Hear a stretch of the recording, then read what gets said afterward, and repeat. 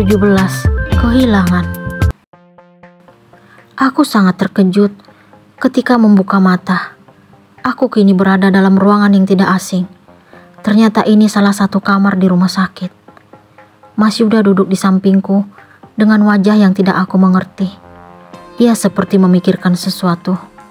Orang tuanya juga menunjukkan mimik yang tidak seperti biasanya. Ada apa denganku? Kamu udah sadar sayang? Mas Yuda menggenggam jemariku. Aku kenapa mas? Aku bertanya kepada laki-laki yang berstatus sebagai suamiku tersebut. Tadi kamu pingsan sayang. Apa? Aku menjedah dan melihat tubuhku telah tertutup pakaian lengkap. Sepertinya Mas Yuda mengerti dengan apa yang kupikirkan setelah melihat reaksiku. Tadi aku yang menggendongmu dari kamar mandi, lalu memakaikan pakaian. Aku merasa lega mendengar penjelasannya.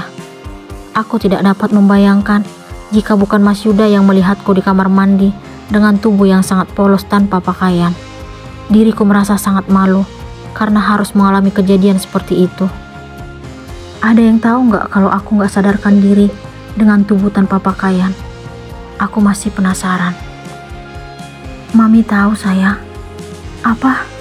Aku malu mas. Apa yang harus aku lakukan? Aku berusaha duduk lalu Mas Yuda membantuku.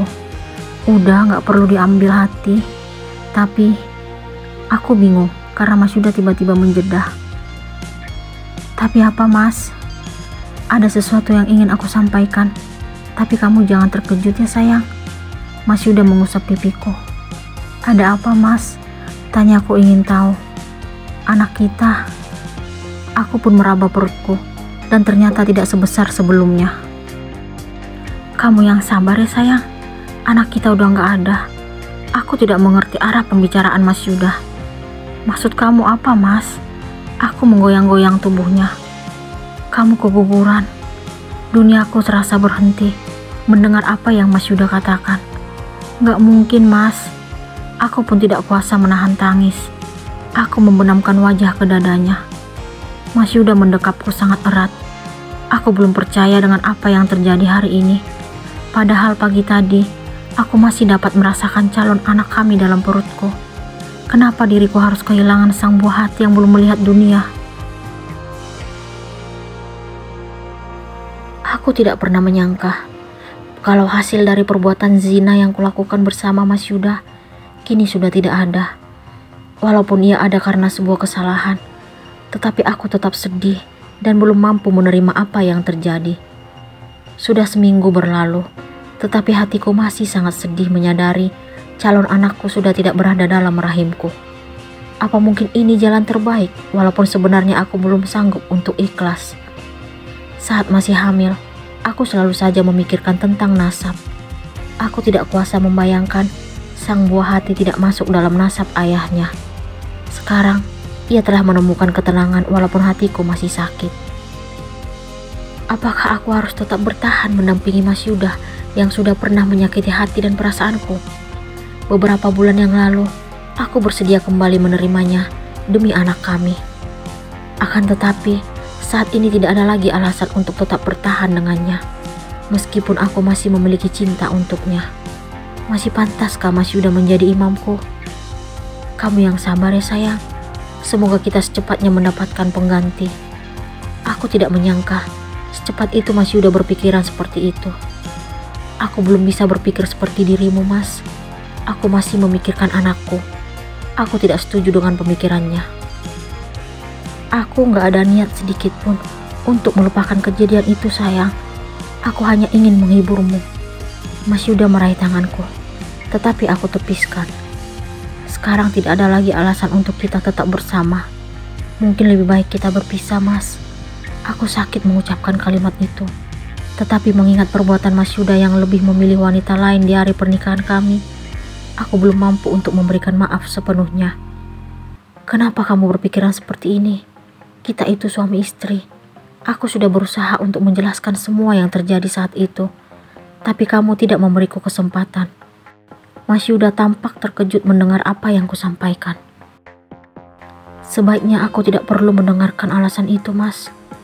Semuanya sudah jelas. Kalau kamu meninggalkanku, aku tetap menolak untuk mendengar penjelasan darinya karena hatiku belum mampu menerima semuanya. Aku tetap gak mau kalau kita pisah. Aku sangat mencintaimu. Gak ada wanita lain dalam hidupku selain dirimu. Tapi kamu sanggup meninggalkanku demi wanita lain. Sudahlah Mas, mungkin kita ditakdirkan bukan untuk berjodoh. Aku akan berusaha menghapus cinta yang masih tersimpan untukmu. Kenapa kamu memilih jalan berpisah? Kalau kenyataannya kita masih sama-sama saling mencintai sayang. Aku takut terluka lagi. Itu gak akan terjadi. Aku janji akan mencintaimu selamanya. Maaf Mas, aku udah gak berani memberikan kepercayaan itu padamu. Berikan aku kesempatan untuk memperbaiki semuanya sayang. Saat ini aku masih bingung. Apakah akan tetap percaya dengan harapan yang Mas Yuda berikan? Namun, entah kenapa hatiku tiba-tiba merasa takut mengingat apa yang pernah ia lakukan kepada aku. Hari ini, aku berkunjung ke rumah orang tua. Sudah beberapa bulan lamanya, aku tidak menginjakkan kaki di tempat ini. Papa dan Mama menunjukkan wajah bahagia saat melihat kedatanganku dan Mas Yuda. Mas Yuda memanfaatkan waktu libur untuk mengajakku bertemu dengan orang tua. Ia selalu berusaha melakukan yang terbaik sesuai dengan janjinya yang ingin menunjukkan keseriusan kepadaku. Gimana kondisi kamu sayang? Tanya Mama kepadaku. Saat ini kami sedang menikmati sarapan di meja makan. Udah makin sehat, Ma. Aku berusaha tersenyum di depan wanita itu. Walaupun Papa dan Mama tidak mengharapkanku saat keadaan hamil beberapa bulan yang lalu, tetapi hatiku tidak merasakan sakit sedikit pun. Sebab apa yang mereka pikirkan saat itu sangat wajar. Aku sebagai anak telah mencoreng nama baik keluarga. Kamu yang sabar ya sayang. Semoga secepatnya dapat pengganti. Mungkin kejadian ini yang terbaik. Pasti ada hikmah di balik semuanya. Mama ternyata memiliki pikiran yang sama dengan Mas Yuda. Apakah aku akan tetap melanjutkan hubungan bersama Mas Yuda? Benarkah ia akan tetap setia menjadi pelindung untuk diriku? Mampukah ia untuk tetap sayang dan cinta kepadaku seperti dulu? Itu yang saya bilang ke Naila, Mah. Semoga dapat gantinya dalam waktu dekat ini. Mas Yuda menimpali apa yang Mama katakan. Papa juga setuju dengan Mama kamu. Papa turut membuka suara. Ternyata orang tuaku masih percaya kepada Mas Yuda, walaupun laki-laki itu sudah pernah melakukan kesalahan. Entah apa penjelasan yang Mas Yuda berikan kepada Papa dan Mama hingga tetap menerima dirinya. Aku tidak memberikan jawaban, tetapi hanya terdiam dengan pikiran yang tidak menentu. Aku belum mampu memberikan kepastian kepada Mas Yuda saat ini. Aku butuh waktu untuk berpikir dan membenahi diri. Aku dan Mas Yuda bersantai di kamar setelah selesai sarapan. Aku sangat merindukan ruangan yang dulu menjadi tempat favorit untuk beristirahat. Aku merindukan saat-saat itu, terasa indah dan tanpa beban. Sayang, ternyata pemikiran aku dan orang tuamu sama. Pasti mereka juga ingin secepatnya menimang cucu, seperti yang Papi dan Mami harapkan. Mas Yuda kembali mengingatkan apa yang dibicarakan di meja makan tadi. Stop Mas, aku lagi gak ingin bahas ini. Aku harap kamu ngerti. Aku membuka jendela kamar yang berhadapan dengan ruangan belakang rumah Wisnu. Ia sahabat yang telah lama menyimpan rasa untukku. Entah kenapa laki-laki itu tidak berani mengutarakan perasaannya dulu. Tiba-tiba aku melihat dirinya berdiri di depan pintu belakang rumahnya. Ia pun melihat ke arahku dengan tatapan sendu. Aku merasa bersalah jika mengingat besarnya cinta yang ia miliki untuk wanita yang tidak dapat bersatu dengannya. Kamu lihat siapa sayang? Ternyata Mas Yuda menyadari pandanganku keluar jendela. Ia pun menghampiriku.